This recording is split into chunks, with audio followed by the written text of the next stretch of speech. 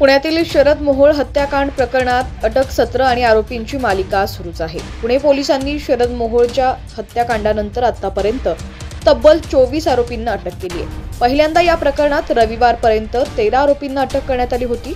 यानंतर नवी मुंबईतून रविवारी पुणे पोलिसांच्या गुन्हे शाखेनं मोठी कारवाई करताना नव्यानं 11 जणांना ताब्यात घेतल्यानं या प्रकरणातील आरोपींची संख्या आता 24 वरती जाऊन पोहोचली आहे।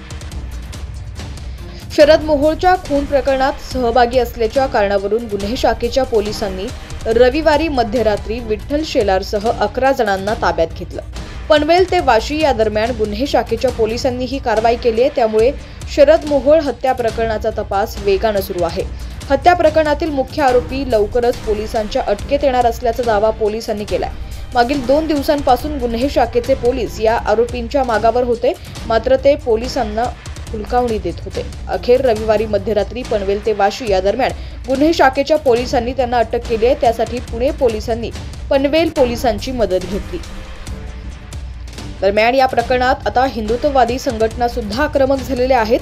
शरद मोहोळच्या हत्येच्या कटातील सूत्रधार शोधण्याची मागणी केली आहे। जर्मन बेस्ट बेकरी स्फोटातील संशयित दहशतवादी कातिल सिद्दीकीच्या हत्येचं शरद मोहोळ हत्याकांडाशी कनेक्शन असल्याचा दावाही करण्यात येतोय। मिलिंद एकबोटे यांच्यासह हिंदुत्ववादी संघटनांनी सूत्रधार शोधण्याची मागणी केली आहे। 28 जानेवारी रोजी पुण्यात मोर्चा सुद्धा काढला जाणार आहे। किनारा हॉटेल ते श्री शिवाजी महाराज स्मारक कोथरूड पर्यंत हा मोर्चा काढण्यात येणार आहे।